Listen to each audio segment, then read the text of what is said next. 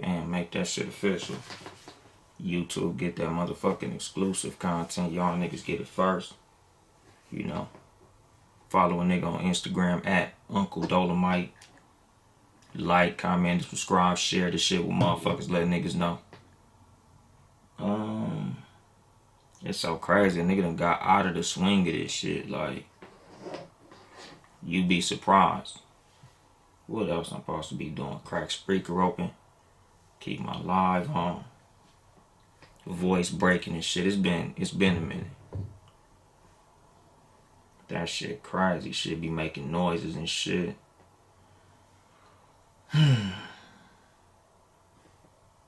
I guess we'll start the motherfucking show. Bang. Bang. Get cracking with it.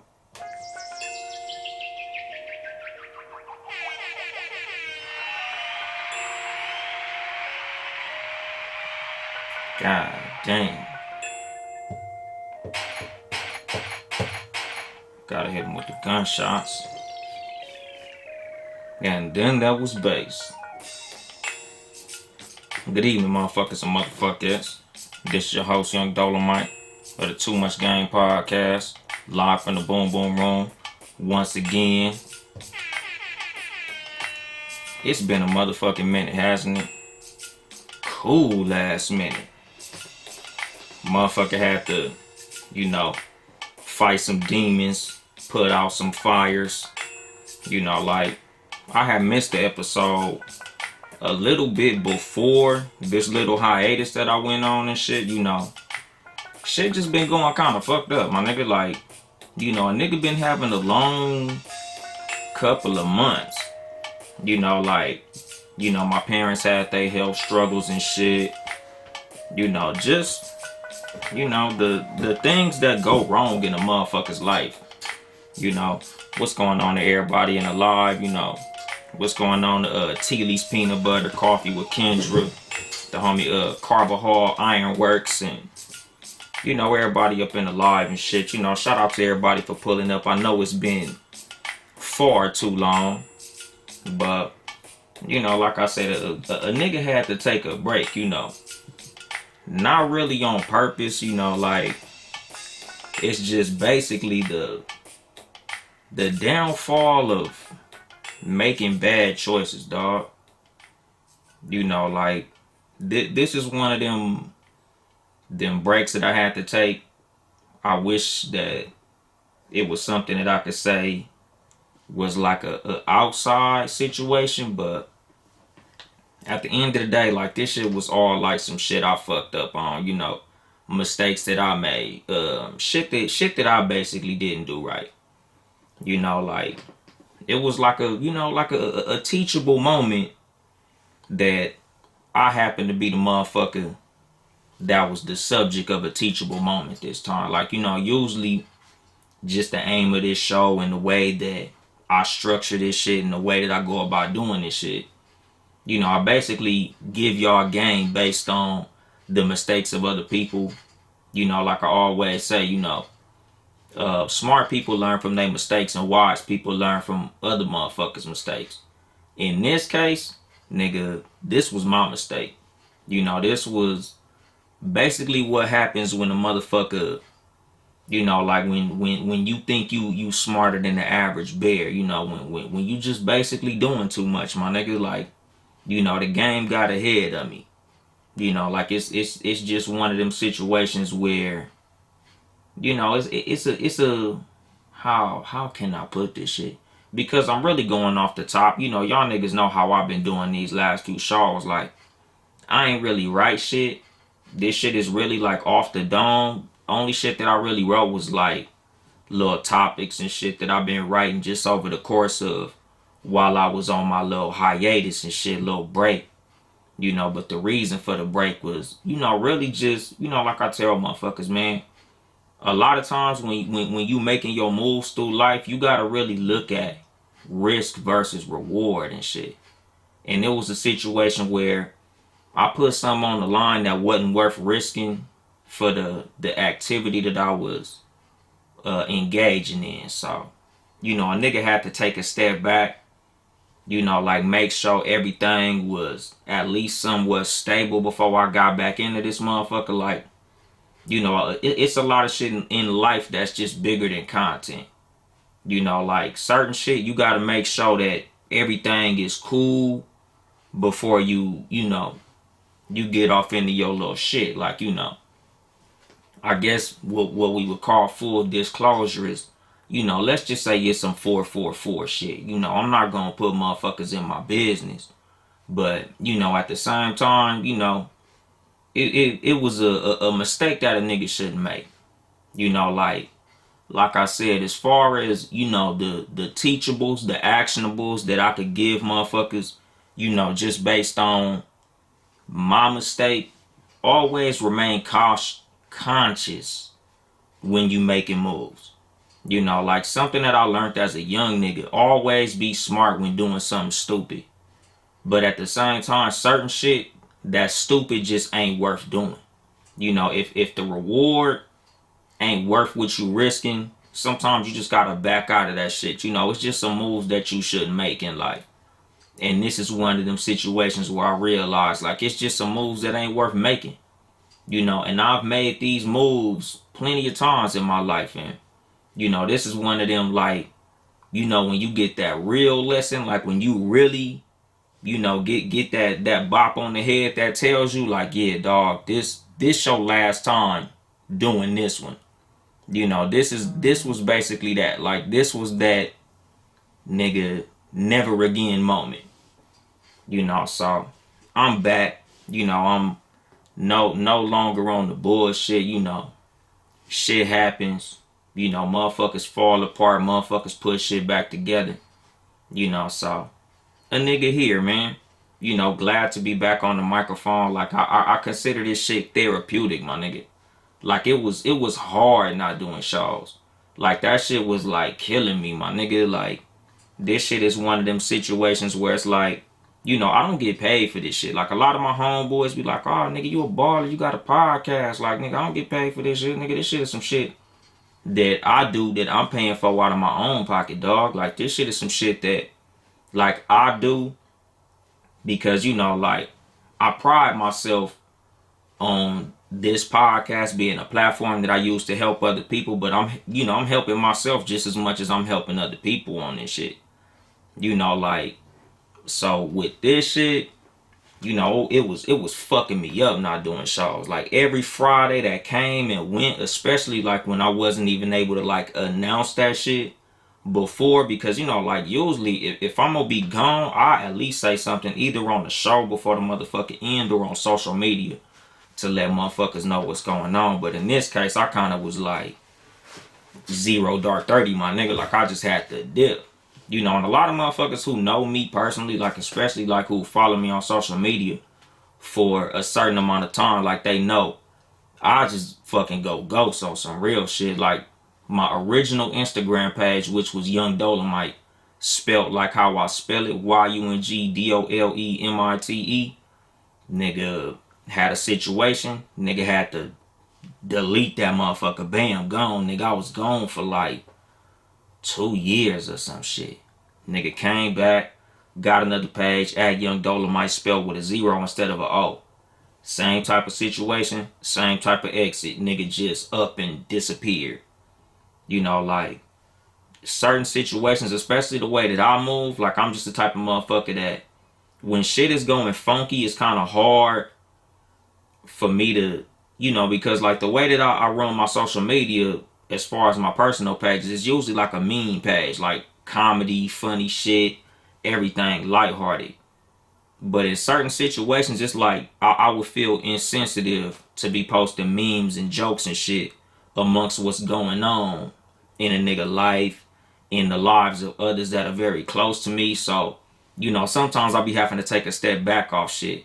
Especially because just the way that I would have to approach shit, you know, shit that I would have to say, shit that I would have to omit, it's just like, it's not worth doing it. So a nigga had to take a step back, you know, take a little break and shit. But, you know, now a nigga back, you know, trying to remain consistent. Y'all already know how I get down. I believe in, you know, bringing this motherfucking content. A couple motherfuckers, got at me about not doing shows and shit. And it's bittersweet, honestly. Like, it sucks to have a motherfucker getting in your ear about, not, bringing the content. But at the same time, like, the shit that feels good is to know that there's actually motherfuckers that's out there looking forward to hearing what the fuck I got to say every Friday. Like, it's an honor on some real shit for a motherfucker to be like, hey man, you ain't do no show, man. I was looking forward to the show. I'm like, shit, that shit crazy. Because, as much as sometimes I see motherfuckers in the live and I have people hit me up on social media and shit like that, like, nigga, 9 times out of 10, it honestly feel like I'm in this motherfucker talking to myself. And like I said, that's the reason that this is kind of like therapeutic to me. Because I could, come in here and just get my thoughts out and shit. Like, things that I've been thinking about over the course of the week. My opinions on certain shit. Because like I said, if you follow me on social media, 9 times out of 10 on my pages, it's a bunch of memes. Like, that shit is just, here's some funny shit. Here's what I feel about the funny shit. And I move on. Like, I don't really give no detailed thoughts on shit. So like when I come on here, it's a situation where, I could actually, talk in long form about how I feel about certain shit. So now I'm actually able to like really, sit down and get cracking on certain shit. Like, it's been a minute since I've been back. Like, what the fuck done happened since I've been gone? Trump is on his second impeachment, which to me, it's a situation as far as the impeachment. A lot of people don't understand, like, how you gonna impeach him and he's out of office. The reason they impeaching him again is because they don't want him to have all the benefits of the next president, which is like Secret Service for life. I think it's some type of pension involved with that shit. Like, you get a lot of perks being an ex-president, and they don't want to see Trump get that. So that's the reason that they impeaching him again, even though he's already out of the White House. Like, a lot of people don't really understand what impeachment is. Impeachment ain't kicked out the White House as y'all seen the first time. Impeachment is really, it's like an investigation. Like, it's almost like a probation, if you will. So, as far as that, I don't really give a fuck. A lot of you niggas was super hyped that Trump got kicked out this motherfucker. Me, not so much, because like I keep telling niggas, out of the frying pan into the fire. Especially if you want to take it out of partisan politics and just kick it on some real nigga shit. Nigga, the president is the fucking president. Like, Republican or Democrat, my nigga, neither one give a fuck about black people. And Joe Biden is showing you niggas in explicit fucking detail this time. Like, nigga, Joe Biden is really in there like, nigga, I told you niggas I didn't give a fuck about y'all. Y'all niggas was dancing on the table when this motherfucker got elected. And he's showing you niggas like, man, I ain't give a fuck about you motherfuckers. Nigga, what the fuck y'all thought y'all was gonna get? Especially because he didn't really promise you nigga shit. Like, everybody was super hyped that he got in, and Kamala, even though she not really black, she just look and act fake black. Like, y'all see all them executive orders, my nigga. Y'all niggas let me know which one got y'all name on it. Like, I don't see the benefit of having these motherfuckers in office on some real shit. Like, if you niggas is happy, more power to y'all. Like, I wish that y'all could really show me what the fuck it is that we gonna get out of this shit. Cause like I've been telling motherfuckers literally since episode 1. And oh yeah, nigga, this is a little after what's today's date? The 12th. 2 days ago was the anniversary of episode, the 2-year anniversary of episode 1. So shout out to me. It's an anniversary, nigga. It's a celebration, bitch. I wish I had my motherfucking glass, but it's been so long since I did this shit, my nigga. Like, I'm low-key out of the loop. Like, I'm getting my legs back up under me, dog. Like, motherfucker getting back comfortable. It's been a minute. So I'm a little rusty and shit. But, I'm gonna work myself back into the rotation, my nigga. Give me a couple weeks. It's just like when you ain't played basketball in a minute and your fucking legs ain't all the way right. it's one of them type of things. Like, you know, nigga, you know me, I'm a athletic motherfucker. Like back in the day, I used to dunk on niggas. But if I ain't hooped in a minute, you know, a nigga gotta get my leg, you know, let me run up and down the court a couple times, nigga, get my legs back up under me. Shout out to the Good News Radio. Shout out to my brother, Mr. Shots. You know, my homegirl Ash Bash up in this motherfucker. Shout out to everybody in the live. But you know, like it's just one of them things where you gotta work yourself back into the motherfucking rotation. You know, like with podcasting, this shit ain't nothing but conversation. So it ain't nothing that a nigga gonna forget how to do. A motherfucker not gonna forget how to kick this game. But just in the whole, you know, thing of doing a podcast, setting up my motherfucking equipment, everything that I like to make myself comfortable, to make the boom boom room a motherfucking vibe. You know, because, you know, the boom boom room is where I really chill, play video games, think, write, watch movies and things of that nature. It's not always set up as a fucking studio. 9 times out of 10, this shit is just a fucking man cave where I kick it at. You know, so it's a thing where I gotta get everything back in line so I could be comfortable up in this motherfucker to get my podcast on. But shout out to everybody in the live for pulling up. But yeah, like Trump, you know, motherfuckers was happy that Trump was gone because Trump is a big ass racist and everybody hate Trump and all this shit. But man, one thing I gotta shout Trump out for, them motherfucking pardons. That nigga pardoned what? Lil Wayne, Kodak Black, Harry O. Shout out to that shit. Kwame Kilpatrick. And I didn't even write that shit down. I just remembered that shit off the top of the head because it was significant. You know, like, I don't remember no prominent brothers that Obama pardoned. And this ain't like a Trump versus Obama thing, but this is just, you know, when niggas make little points about, like, people's intentions when it comes to how they moved politically when they was in office. You know, like motherfuckers was loving to say, oh, you know, Obama wasn't able to do this because of Congress. Obama wasn't able to do that because of the House. Obama wasn't able to do this. Obama wanted to do this and Obama wanted to do that shit.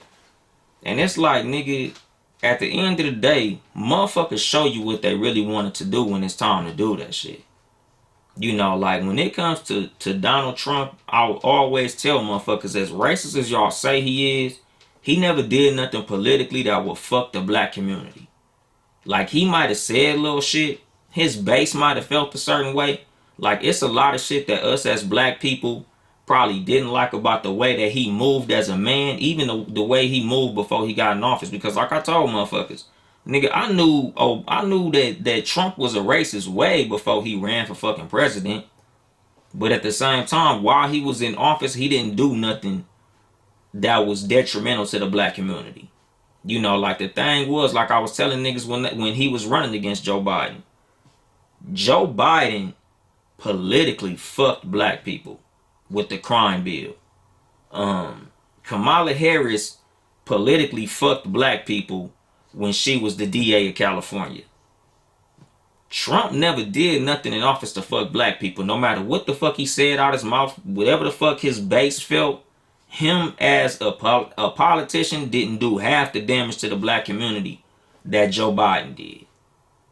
But we was dancing on top of the motherfucking table to get Trump out. Like, niggas got hit with the motherfucking, the 52 fake. Like, that shit was sad, honestly, dog.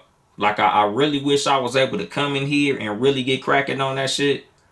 Because on the 2-year anniversary of the politicking episode, I was gonna go live, but I forgot what was going on at the time. Like, I think I didn't have one of my laptops, or it was some shit like that, or like I had my kids and I ain't really had the time to do it. But I wanted to do like a politicking, like a reprise, like a little redo of that shit. Not even recorded for the podcast, but just like an Instagram live where I could chop it up and, like get motherfuckers' opinions and shit. Only bad thing is, like, usually on Instagram, my lives don't really get cracking like that. Like, I had like 2 or 3 people at a time. But, I want to get it to where it's almost like a round table where motherfuckers is really speaking their mind. with motherfuckers who really know what the fuck they talking about. Because like I tell a lot of motherfuckers, like I don't really talk politics with a lot of niggas because a lot of niggas talk politics based on their emotions more than what they actually know. Like it's always he's a racist, I don't like him, he's an asshole, he's a dickhead. But they don't really know about a motherfucker's policy. They don't really know what a motherfucker is doing in office. It's more, did you hear what he said? That nigga grabs bitches by the pussy. That nigga got all these baby mamas and all this shit. But it's like, nigga, but what about this policy? What about this? What about this? And niggas is kind of lost when they come to that shit. So it's kind of like, whatever, nigga. Alright, you feel how you feel, I'ma feel how I feel, and we just gonna move on because, a lot of niggas like to take shit personal. Me, I don't give a fuck about politics, dog. Like at the end of the day, like how you feel politically is how you feel, and how I feel is how I feel. We shouldn't be calling each other names and getting mad at each other about that shit. Like, because a motherfucker is politically conservative, that don't make you a fucking coon. Like it is what it is, my nigga. If that's how you feel, if that's how you vote, then that's how you fucking feel and vote, my nigga. Like that's not gonna make me stop fucking with you or feel a certain way. Just like when y'all be seeing the niggas with the MAGA hats and shit. Like to me personally, I look at the MAGA hat as, yeah, I do look at it as a symbol of racism on some real shit. Because, a lot of motherfuckers, like, put it this way. Like I was explaining to one of my white partners. And I'm not even gonna call him a partner because I ain't got no white friends. But anyway, like I was explaining to this white dude, like the reason that we look so negatively on that MAGA hat, because like he said he had one and he tried to make it seem like, nah man, I'm just a fan of Trump and his policies and what he's doing and things of that nature. And it's like, I get it, dog.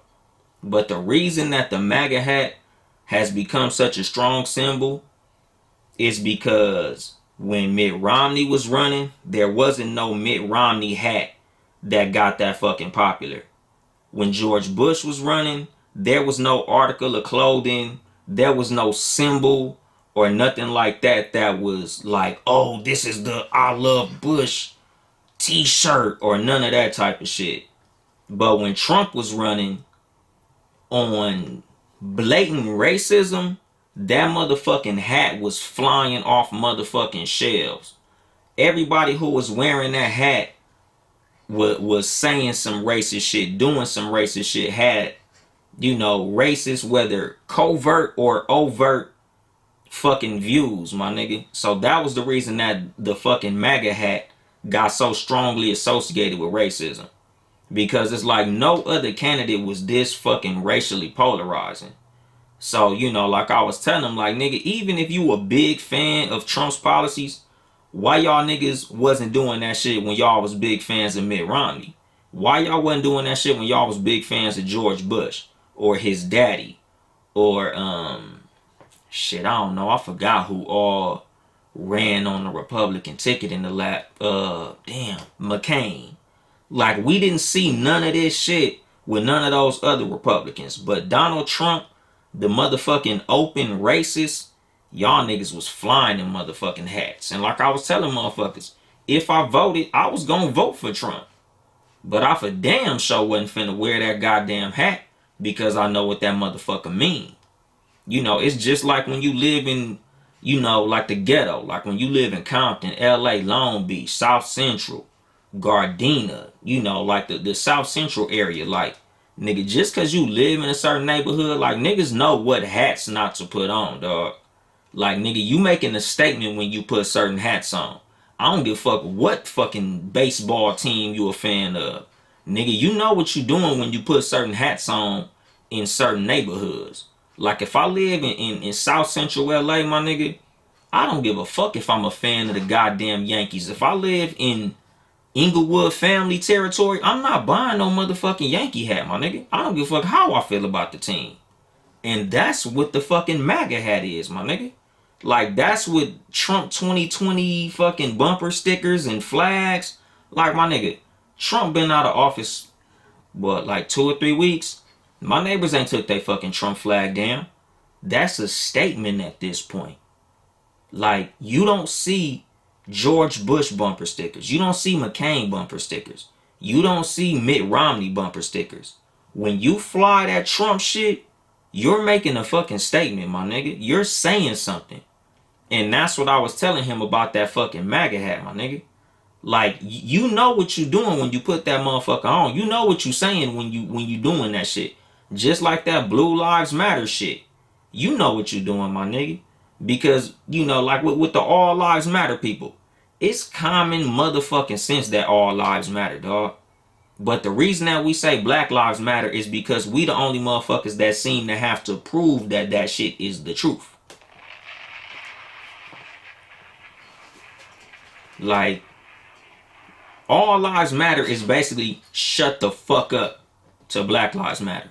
Because you don't see all lives matter people marching when a white person kill another white person. You don't see blue lives matter people marching whenever a police officer get killed. They only say that shit right after you say Black Lives Matter. Like, it's always something that a motherfucker gonna do to show you they saying shut the fuck up without saying it.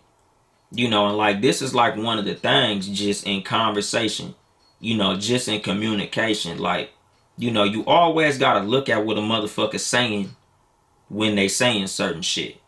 You know, like me, I believe in always being a very direct and open communicator. Like, I believe in saying what the fuck I meaning what the fuck I say. Like, I'm not like a cryptic person. I'm not the type of nigga that says shit and means some other shit unless it's on some street shit and I don't want the police to know what the fuck I'm talking about. 9 times out of 10, I mean exactly what the fuck I said. I meant it how I said it.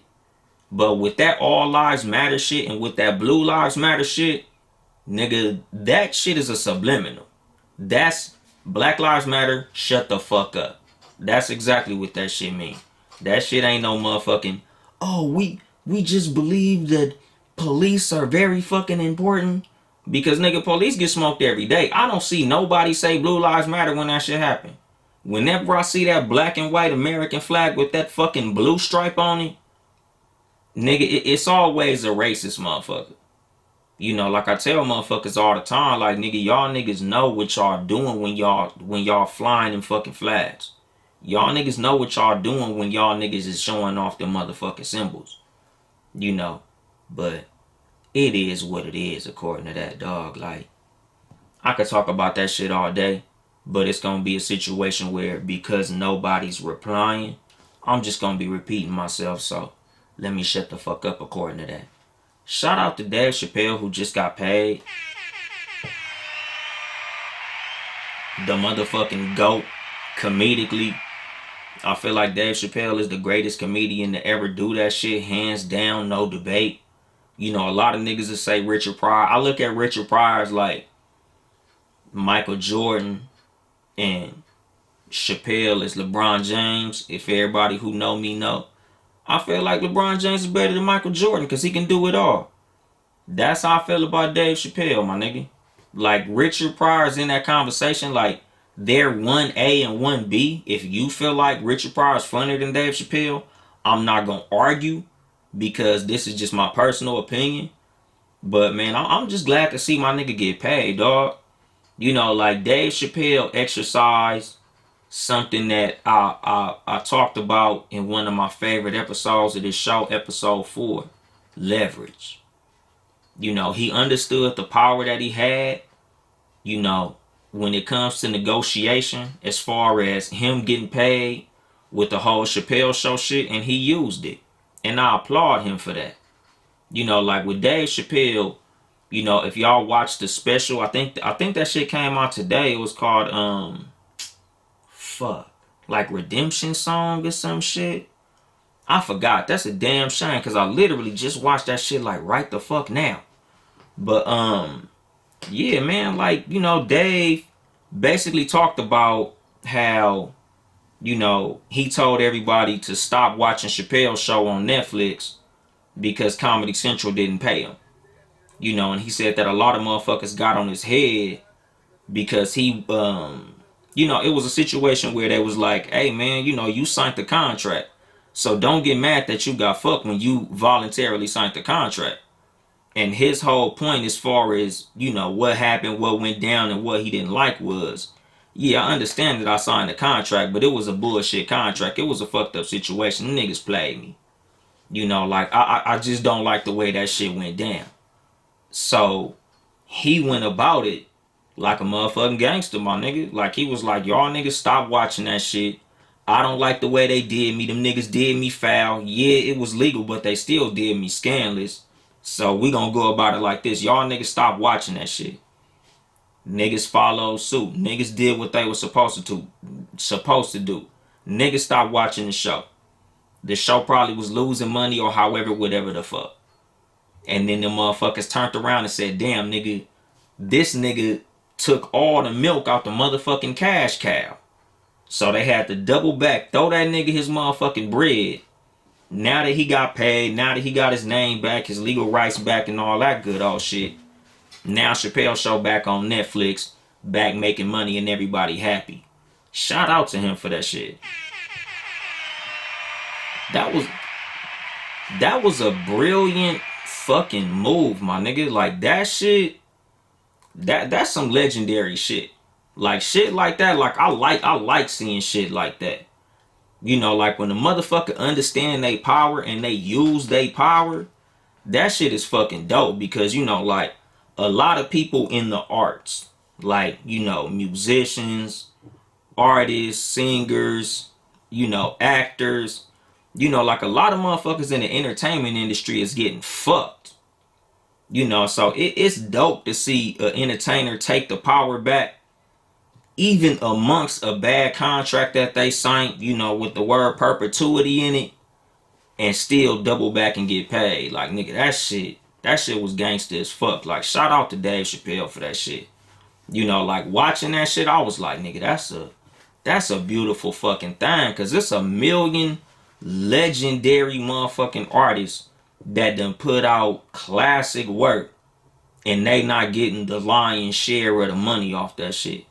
Because even if, let's just say hypothetically, Comedy Central and Netflix make way more money off that shit than he do, he at least got paid to the point where, he was able to sleep better at night.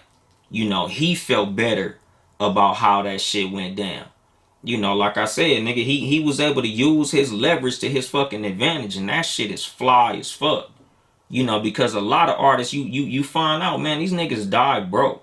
Like these niggas go out, these niggas done put out classic motherfucking projects and they estate not getting shit off it.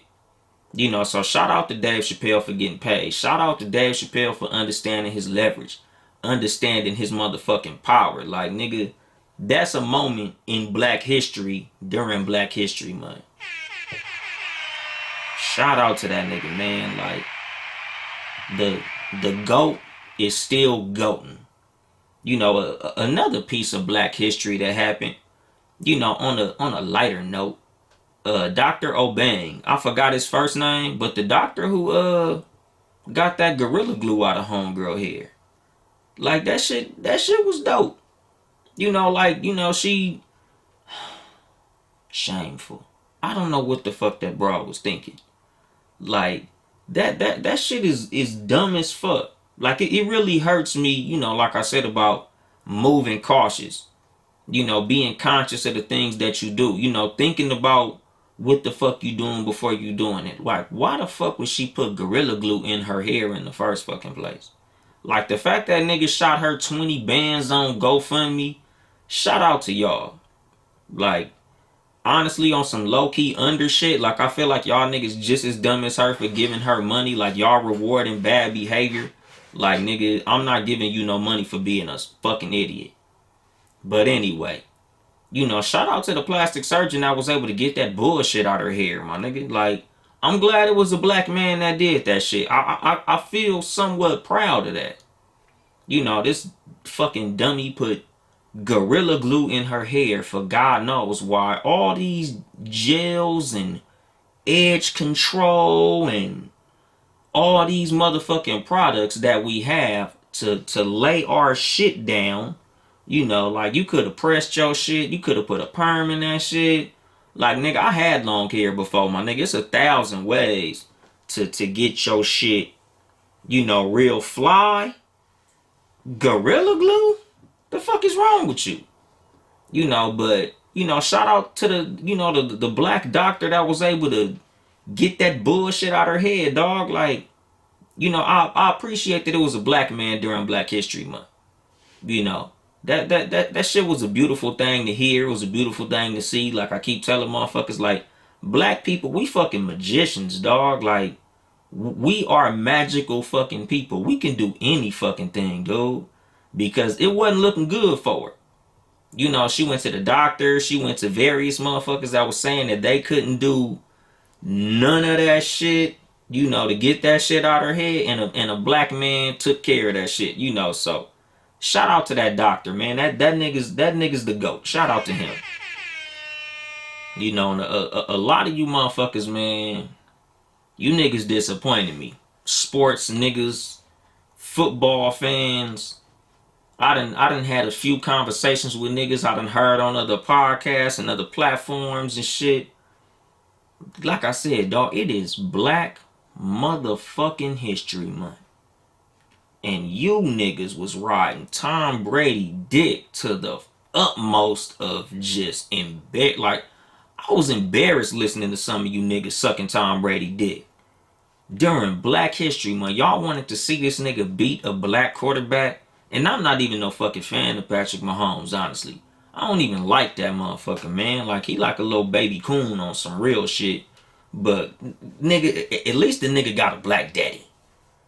You niggas was on Tom Brady motherfucking dick, dude. That shit was like embarrassing. He's the GOAT. He's the greatest athlete ever. Oh, shut the fuck up, my nigga. Honest, I can't fucking stand Tom Brady, dog. Every time Tom Brady win a Super Bowl, it's on some bullshit. Every fucking Tom Brady Super Bowl, it's some bullshit attached to it, my nigga. Every fucking time.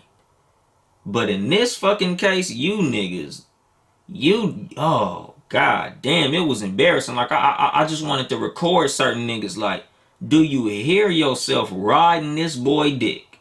Like y'all, like I swear, niggas was gay for Tom Brady, my nigga. Like niggas had man crushes on this motherfucker because he could throw a goddamn football. But did you see the way that nigga was throwing the ball? He a swaggy white boy. He's smooth. Look at how Tom Brady do this. Look at how Tom Brady do that. Ooh, like god damn, nigga, get that nigga dick out your throat, my nigga. Like god damn, y'all was on Tom Brady dick. Tough. And yeah, Coffee with Kendra, he did kiss his son in the mouth. But yeah, like nigga, I was embarrassed to hear you niggas sucking Tom Brady dick like that, my nigga. Like I get that nigga got a lot of fucking Super Bowls and all that good old shit, but it's like, my nigga, ease up, dog. Like god damn, my nigga. Y'all niggas got them championship ring, like nigga. It just didn't sound good, my nigga. Like, and it was funny because, like, I was on the phone with my coworkers and I was telling niggas, like, that nigga like the Robert Horry of football. And some fucking ESPN announcer that I don't like, he said the same shit. I don't even like homeboy who said that shit. I agree, but I do not like the nigga who said that. I think his name was Rob Parker with his bitch ass. I don't fucking like Rob Parker. He a little coon, too. And he be fucking hating on LeBron, little bitch. But anyway, like, nigga, I felt the same way. Like, Tom Brady is one of the luckiest motherfuckers in NFL history. I can honestly tell you that shit. Like, nigga, this Super Bowl, he won that shit. Nigga, the Chiefs had injured offensive linemen. The fucking coach's son got in a goddamn car accident, fucked up a bunch of shit. Nigga, what's his name was limping all over the motherfucking field. Mahomes. All type of shit was happening in order for this motherfucker to win this Super Bowl. The one that motherfucker won against the Seahawks, niggas did some bullshit and threw the motherfucker instead of letting Marshawn run that bitch in. That was some bullshit. Nigga, the tough rule against the Raiders, I ain't gonna forget that shit. Fuck Tom Brady, fuck the Patriots, now fuck Tampa Bay. What was another one when that shit happened? Atlanta, them motherfuckers just laid down like some sorry ass bitches and gave Brady another ring. Like, this nigga be winning on some straight clown sucker shit. And then during Black motherfucking History Month, you hear all these niggas, Tom Brady's the GOAT. Put some fucking respect on his name. Oh, Tom Brady. Oh. Man, you niggas sounded like a bunch of little bitches. I ain't even gonna bullshit with you, dog. Like, I get that nigga's a good quarterback, nigga. I'm not saying he's not a talented quarterback. He's a very accurate passer. He's really cool in pressure situations. You know, he made a lot of good moves. I'm glad he helped my nigga Antonio Brown get paid. You know, I see he got Gronk and shit. You know, all his little Patriot homies. He had him come to Tampa Bay and help that nigga win the Super Bowl. You know, he did some cool shit, my nigga. But it's like, nigga, the dick riding during Black History Month. That shit is unforgivable, my nigga. I am not giving you niggas no pass for the way y'all was sucking Tom Brady dick during Black History Month, my nigga. That shit is not to be tolerated. It is not to be condoned. You niggas sounded like homosexuals. No fucking shade to my gay homies, cause I got gay homeboys. But goddamn, get off Tom Brady dick. Fucking embarrassing, my nigga. Like, that shit was sad. Speaking of sad, you know, this T.I. and Tiny shit. You know, like, that shit was a couple of weeks ago, but I felt like I had to speak on it. You know, like, T.I., a lot of people have been looking at him as like a voice in the black community. You know, like a lot of people have been, you know, like putting T.I. on a pedestal because as far as, you know, like what he's been doing in the community, as far as what he's been saying, because I don't know what he do. But, you know, he says a lot of good things. He says a lot of big words. You know, that nigga got a lot of us looking into our dictionaries and thesauruses because don't none of us know what the fuck that nigga be talking about with these big ass 6-syllable fucking words and shit. But like, nigga, we got T.I. on like a pedestal in the black community, my nigga. Like, a lot of people look up to T.I. and shit. But nigga, the allegations. You know, like I seen a couple of the things that women was saying on Twitter about like what him and Tiny was doing. And it's like, the one thing I used to low-key give T.I. props for on some real shit is like, T.I., you a real ass nigga. For your main woman to be that motherfucking ugly and you be moving like she beautiful. Like, shout out to the niggas that got a ugly ass girl, but she beautiful to you and you don't care what nobody say about that shit. Because we know Tiny looked like Smokey Robinson and Miss Piggy had a baby.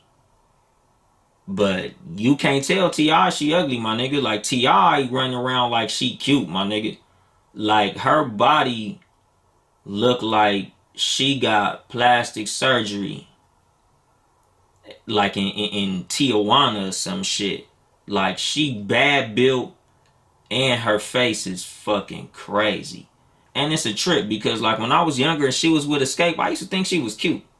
And it's like, I don't know if I thought she was cute because she was light skinned or what, but nigga, Tiny a fucking mess right now.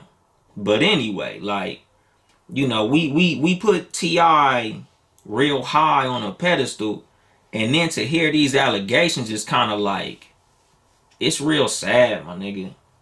Like, I didn't like to hear that shit.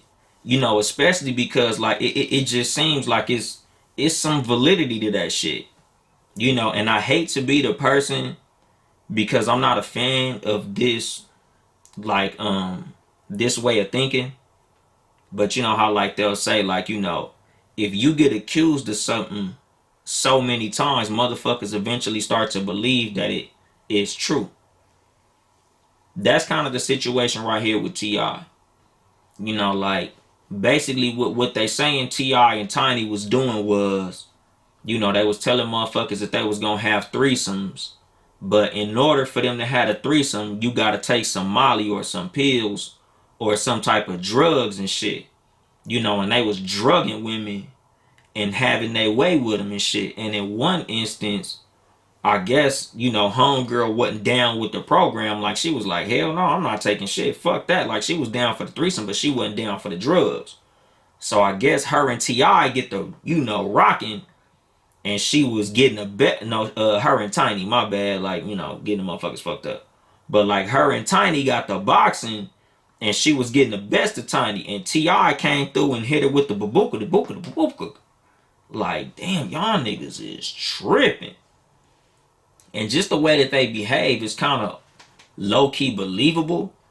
Like, it's one of them situations, like in the same vein of like with the whole shit with Tory and Meg. It's like, we got to see how this shit goes in the court of law. I really hope that this is a big misunderstanding. I hope it's a clout circus, and I hope that all parties involved come out better from this shit. But it's just an ugly situation, my nigga. Like, I really hope that ain't the fucking case. Because it's like, man, T.I., what the fuck, dog? And when I think about shit like that shit just brings me to the thought of how celebrities really be feeling like they fucking invincible. Like they really above the law. Because you hear about a lot of this shit a lot when it comes to celebrities, my nigga. Like, they be moving real funny with people. Like, these niggas be thinking they can just do any type of old shit when it come to women. Like, I've heard this about rappers who I won't name. Just about how they approach women. How they get at women. The type of shit they try to do with women. And it's like some disgusting shit.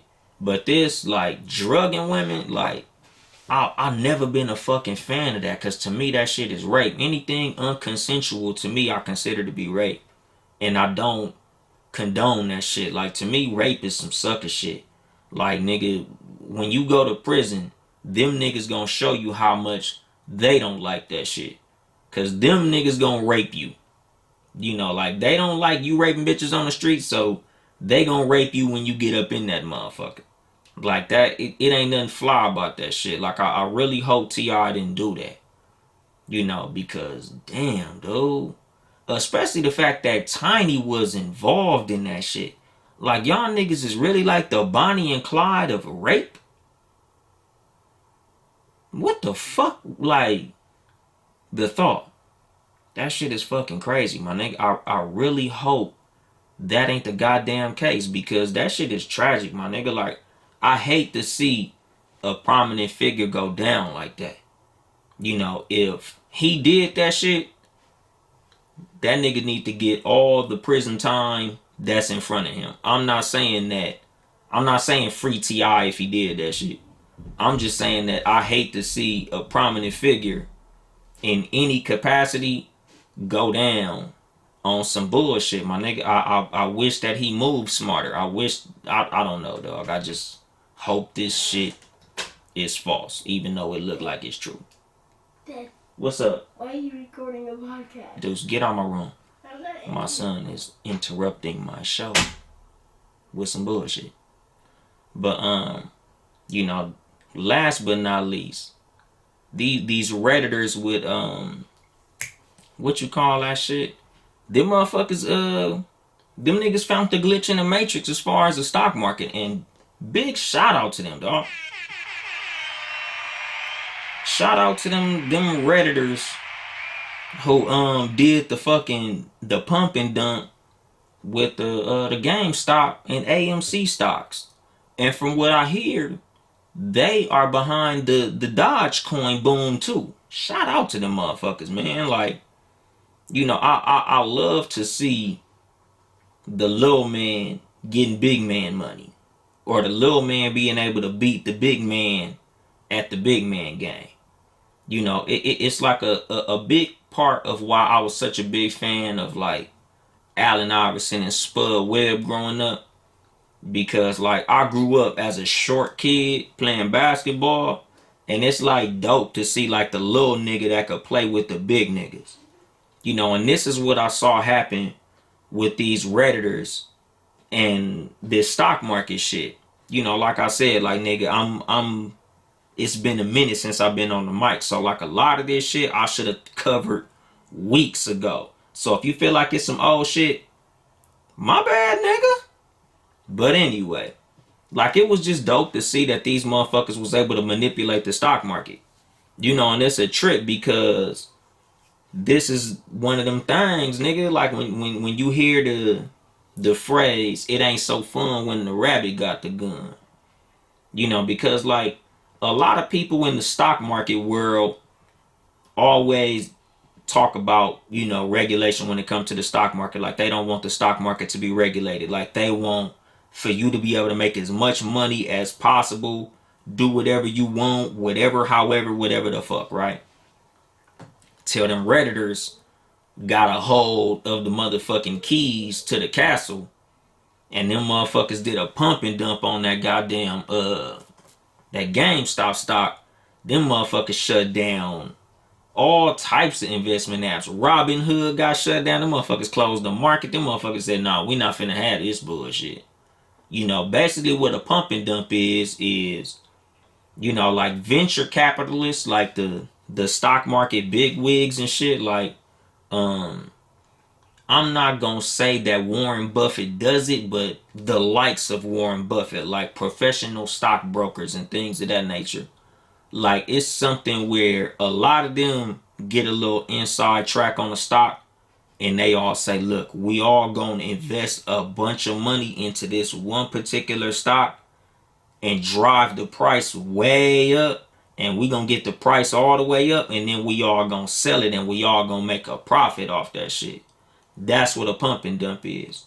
Like that's a stock trick that a lot of motherfuckers that's in the game know about, and a lot of us regular people who just be like, oh, I got a little thing on Cash App, or I be investing in fucking Tesla and Amazon and all the stocks that everybody in the world knows about, and I put 500 in, and now I got $527. Like I'm making money, like that type of shit. Like us regular people, like we don't know about that shit, but them motherfuckers that's in the game, like they know about it and shit. Like what was homeboy name, Martin Shkreli, and all them bitch ass niggas. Them white collar crime motherfuckers. Like them motherfuckers was doing pump and dumps all the fucking time because they knew the game. Them motherfuckers will all get together and be like, look, we all gonna put some money in this motherfucker, get it cracking, and then we all gonna sell it. That's what happened with this fucking this GameStop stock. A group on Reddit, big ass group full of motherfuckers. Basically was like, look, here go what we gonna do. And they all did that shit. And certain motherfuckers made big dough. I heard this one dude, he put his life savings, probably like 50 bands in that shit. Came out with like 22 million or some shit like that. Like I honestly wish I was in that goddamn group. Because a lot of niggas made a lot of money off that motherfucking GameStop stock. And then I heard they did AMC and like I said, Dogecoin. But the thing is, when it came to shit like that, like it was so funny how all of a sudden when that shit happened, everybody became a motherfucking stockbroker and shit. Everybody wanted to start investing. Everybody was like, hey man, I gotta find the next stock that does that shit. And the thing is, like that shit exercised a point that Dave Chappelle made in that little special that he was talking about when he was saying that, Americans' power is in each other. Like I wish that black people could do some shit like that. Like us as a collective. Like we all say, nigga, we all finna invest money in Newport cigarettes or fucking Louisiana hot sauce or the Waffle House or motherfucking fucking Blue Magic fucking hair grease or I don't know, nigga, Soul Glow or some shit. And we all blow the stock up, everybody invest, and then we all sell that shit and make a profit. Cause that's what these motherfuckers did. It was a pump and dump. And now that they see that regular motherfuckers is up on their game, they want to start regulating that shit. Like a lot of niggas wasn't even to get their money out on Robinhood when they did that shit. Because it was like they found the fucking key to the castle. And it was some black people who did it, Coffee with Kendra, but I don't think that the collective, like the main group of people that made the money off that shit, I don't think the main group was black. I think the reason that them motherfuckers got so mad was just that it was just regular people. It wasn't the normal group of stock motherfuckers that usually profit off of shit like this. But yeah, like like it was just a trip to see regular people that was able to fucking play the game like the big boys played that shit and beat motherfuckers at their own game. And it was funny because like I was looking at, I posted the meme. I posted the meme today.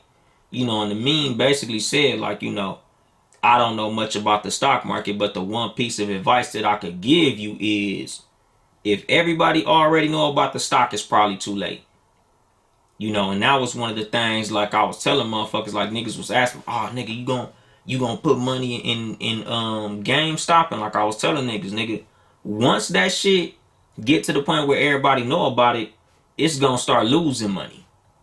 Like everything that booms, if you not one of the first ones, only when they get cracking, you too late already. Just like, Facebook. I think Facebook is like one of the ones that like when Facebook first went public, I knew about it and I was telling people I wish I knew how to work the stock market. Because at the time when Facebook went public, like this shit was probably 2015, 2016, some shit like that. Like back before you could invest on Cash App and all these other easy ass platforms. Like nowadays, it's easier than ever to invest in the stock market. But back in them days, that shit wasn't all that easy. Like you had to have a broker and some type of fucking account and all these other things. But nowadays, nigga, you can literally invest on your phone. Like you could be sitting there fucking trading stocks, my nigga, while you watching YouTube or helping your kids with their homework. But like Facebook was one of them, when that shit went public, it was like a guaranteed win, my nigga. Like I be telling motherfuckers, like I wish I was one of the niggas who had 10 bands when Amazon went public or Tesla or some shit like that, because a lot of those stocks is gonna make money no matter what. Like I tell niggas, as far as like motherfuckers who got some paper, like find the stocks that pay dividends over time and you'll always win. Like Nike, Coca-Cola, my job. I can't even tell y'all niggas what it is, but my job pay dividends. Like, certain companies you could invest in, and if you got enough money, nigga, you gonna get dividends every, little period of time, and that'll be some little money coming in. You ain't even gotta make no trades. As long as you got money in it, you gonna get some paper. So that shit is dope. Like I be telling motherfuckers, like I forgot what episode it was, and I posted a clip on Instagram, and to this day, niggas ask me about the stock market, where I basically was telling niggas that you could invest on Cash App and you could invest on your phone and all that shit. And niggas really thought like I knew a lot of shit about the stock market because I knew that shit. And I'm like, I really don't know shit about the stock market. I don't even have a lot of money invested in that shit. It's just me giving you niggas game because anything I know, I'm willing to put niggas up on. So I told niggas about that shit. Nigga, I got homeboys making way the fuck more money than I've ever made in the stock market off that shit. Just off some shit that I told them. But, I'm just a nigga that ain't never been stingy on no information. Like, I sow game so I could reap game. Like I tell niggas shit selflessly. So hopefully, somebody will turn around and put me up on a play like that. Like my homeboy Kamar probably, I don't know, about a month or two ago, told me about this little stock play. And this is another one of my regrets. Like my Robinhood account wasn't set up all the way. And see, this is one of them like where I should have went with my best mind. Like he was like, do it on Robinhood because I was gonna do it on Cash App. But basically the nigga was like, look, invest like 10,000 in this stock and within a month it's gonna double at least. So I'm like, for sure. He like, but do it on Robinhood. He said specifically do it on Robinhood. I tried to do it on Robinhood, but my Robinhood account didn't set up at the right time. Like it was one of them, like you gotta put a little bit of money in and then they gonna put the money in your account and do some dumb shit, and you gotta tell them how much money they put in type shit. Like it was some stupid shit. What I should have did was just put the 10,000 into Cash App because the stock is the stock. The return is the return. I think you probably get a better return on fucking Robinhood, or they don't take no charges out or some shit. I don't know. But in hindsight, I should have just put that 10 bands down, because literally, my nigga, like if I'd have put that 10 in when he said to put that 10 in, that shit would have turned into like, I probably would literally probably would have made like $4,000 or $5,000 the next day, because the stock immediately shot up the next day. And that nigga was like, oh shit, you just keep that shit in and it's gonna double. But it was literally a next day skyrocket, my nigga. Like I'd have made dumb money off that play. But like I'm just glad that I got motherfuckers in the world who willing to put me up on plays like that. I wasn't able to profit on that one particularly, but I've had niggas that put me up on some shit that really helped me out in life. And like just the way I'm moving through life, like just like with this shit right here, like the reason that I had to take this break, like just to put a bow on this whole shit. Like the way that I move around through life, I just try to do as much good in my life as possible, just to balance out the bad shit that I've done in my life. Like I done did some fucked up shit in my life, my nigga. Like this shit right here, the reason that I took this break was basically me getting a karmatic consequence for some bullshit that I did, my nigga. Like I did some fucked up shit. And it finally came back and caught me, my nigga. Like they say, what's done in the dark will come to the light. Nigga, that shit true as a motherfucker, my nigga. And like this is the reason that I'm giving the advice, that y'all can learn from my motherfucking mistake. Just remain conscious in the moves that you make, my nigga. Like especially when it comes to, things that you do based on emotion. Like don't let something that you temporarily mad at make you make a decision that's gonna have permanent fucking consequences. Like you be mad for this amount of time, my nigga. You be mad for like 30 minutes to an hour. But a mistake that you make, a decision that you make, can have consequences that could fuck you up for the rest of your motherfucking life. So like you just gotta have emotional intelligence, my nigga. Like you just gotta move calculated. You just gotta move strategically. Like you always gotta keep risk and reward in your mind at all fucking times. Like with me in this fucking situation, like I always try to do as much good as I can in life. I try to always leave positive images with people. I always try to help people as much as I can. I always try to do the best that I can to be a good person to as many people as I can. To balance out the karma of the fucked up shit that I've done. Because I think everybody in life has done some shit that they not proud of. Everybody in the world has done something that in their head they know is some fucked up shit. Like, I can't believe I did that. That was fucked up. So it's like me, the reason that I'm such a person that always tries to help people, always tries to, do good for people, always tries to be generous, always tries to be helpful, is because I know I done did some shit in my life that's fucked up.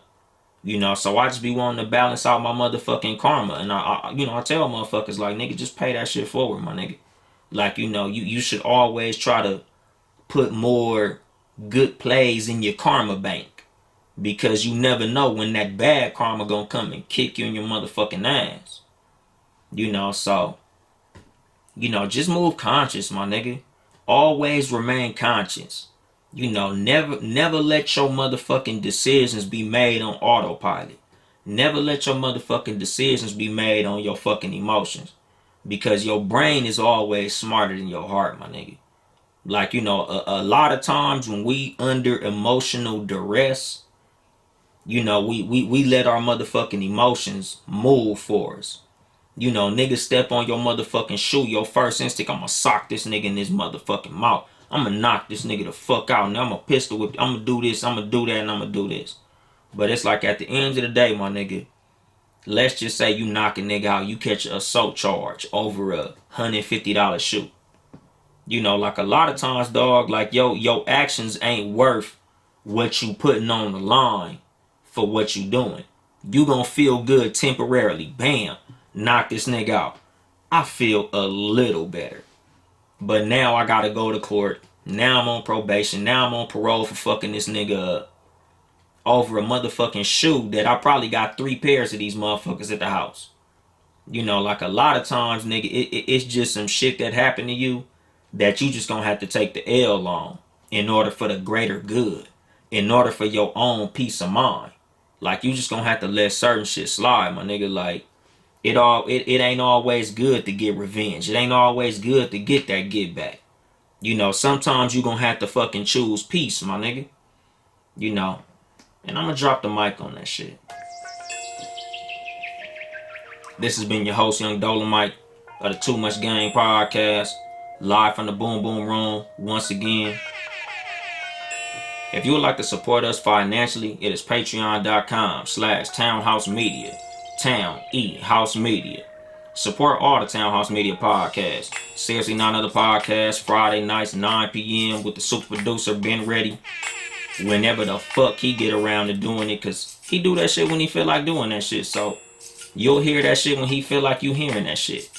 You know, on Tuesdays, my favorite sports podcast, the Sports for You podcast, with Mark, John Watson, and Nick motherfucking Freeze, goddamn umbrella. You know, them niggas do they shit, they know what the fuck they talking about. Every Tuesday, damn, see, I'm rusty. I think it's 6 p.m. on Tuesdays, live on Facebook and YouTube. I'm gonna have to really look back into that shit, dog. You know, Wednesdays, the No Rules podcast, live at 5 p.m. Pacific. You know, live on Facebook and YouTube with Mark and Ill motherfucking Will, the Juice Crew, aka the Bloods. You know, my niggas, look out for the motherfucking No Rules podcast, the motherfucking gym dropper. You know, the Cat vs. Dog podcast with myself, Yung Dolemite, and my co-host CJ, live at 3 p.m. Pacific time, live at 5 Houston time. We gonna be back soon as a motherfucker. Hopefully next Sunday, because this Sunday gonna be fucking Valentine's Day, so we ain't getting cracking. But next Sunday for sure, we gonna be getting cracking. You know, follow me on social media at Uncle Dolemite on Instagram, at Yung Dolemite on Twitter, at Too Much Game Podcast on Instagram. Like, comment, and subscribe on YouTube. Share this shit with everybody. You know, share my clips on motherfucking Instagram. Tell a friend to tell a friend. Tell a punk ass bitch or a bitch ass nigga. You know, anybody could fucking benefit from this shit. You know, I think that might be it, dog. I ain't here to help you get bitches. I'm here to help you get better. Too much game.